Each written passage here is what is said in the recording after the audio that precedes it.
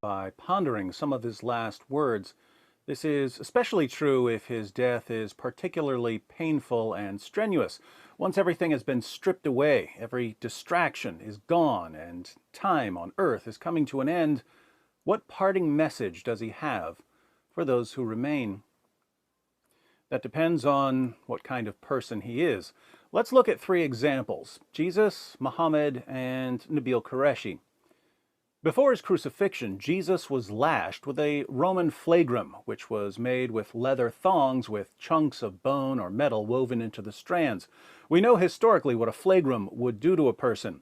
We have ancient reports of people being beaten until their veins and arteries were exposed.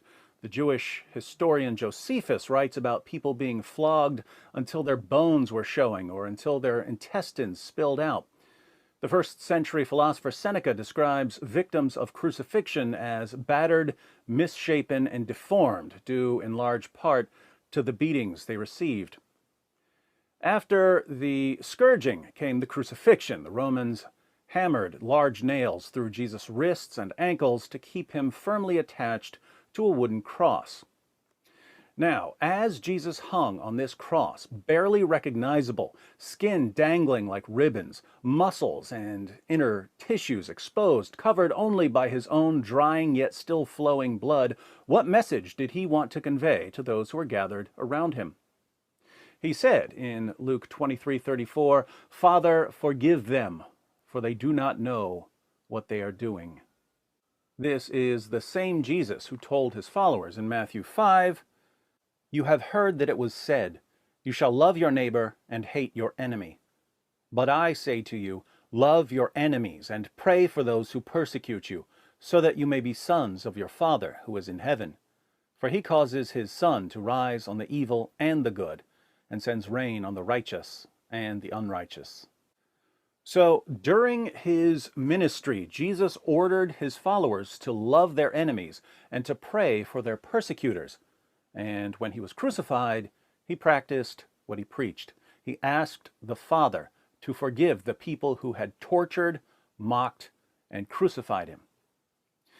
Jesus' example clearly had a tremendous impact on the early Christian community, because just a little later, when Stephen, the first Christian martyr, was being stoned to death, he cried out, "Lord, do not hold this sin against them." Fast forward 6 centuries and we get to Muhammad, who was poisoned by a Jewish woman whose family had been slaughtered by Muslims. Muhammad didn't swallow enough of the poison to kill him quickly, but the poison did cause internal damage, leaving him in ever-increasing agony. His followers eventually had to carry him around while his legs dragged behind him, and Aisha said that she never saw anyone experience as much pain as Muhammad did.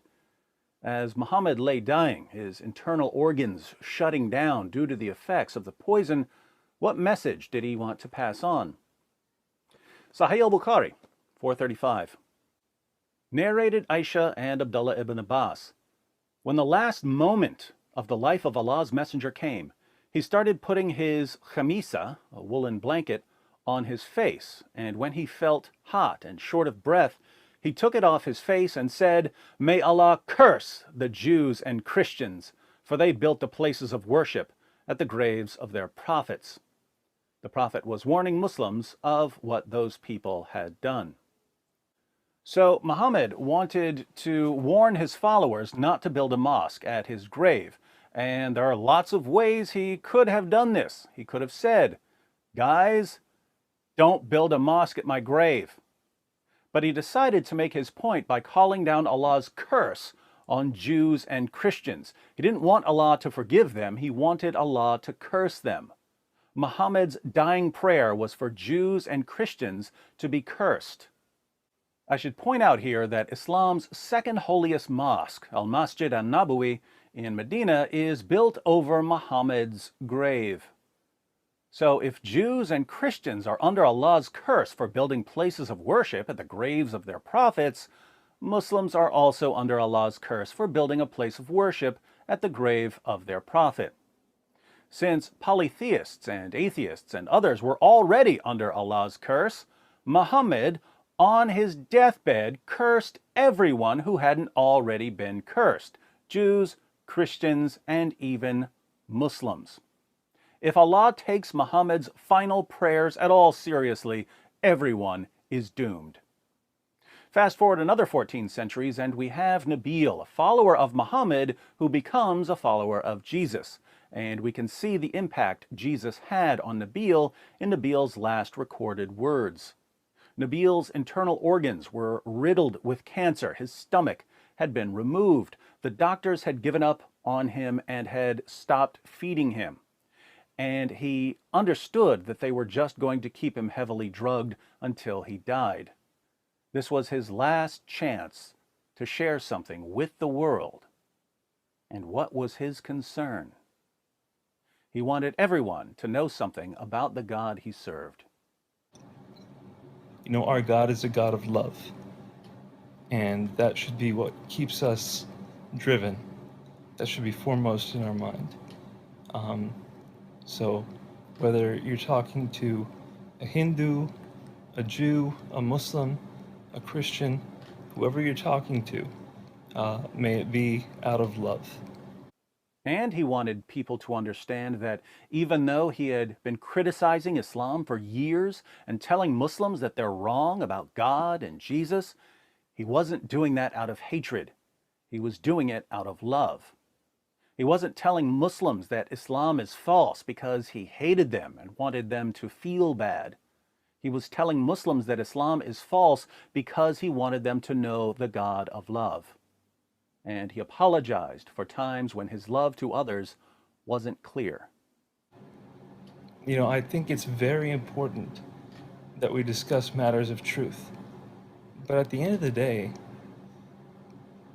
that is supposed to be undergirded by love and by peace.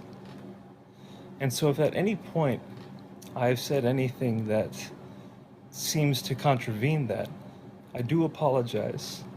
And I hope that that's not the legacy that I leave behind.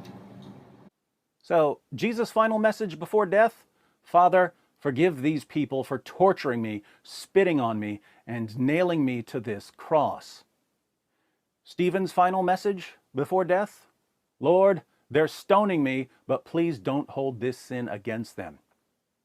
Nabil's final message before death: God is a God of love, and if I haven't seemed loving enough towards you, please forgive me. Muhammad's final message before death: Allah's curse be upon Jews, Christians, and Muslims. In the words we learned on Sesame Street, one of these men is not like the others.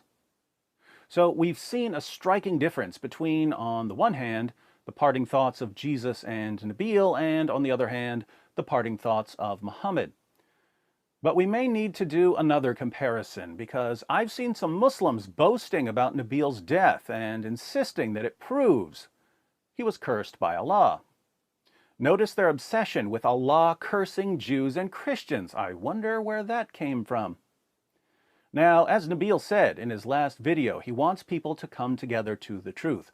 So we may need to do a little investigating to see what we can learn from Nabil's death. And the best way to do that with our Muslim friends is to take the claims they're making about Nabil's death and to examine what Islam's most trusted sources say about Muhammad's death, to make sure our Muslim friends are being consistent in their reasoning. That would be the loving thing to do. So I hereby invite every Muslim in the world to share your thoughts about Nabil's death in the comments section. In return, I'll share two things with you. One, a bunch of information about your prophet that you never knew before because your leaders hide it from you. Unlike your leaders, I love you enough to tell you the truth. And two, some indisputable proof that my loyalty to my friends does not end at death. Once we've gotten Islam's massive consistency problem out of the way, perhaps we can have a more fruitful discussion of what's called the problem of evil, or the problem of suffering.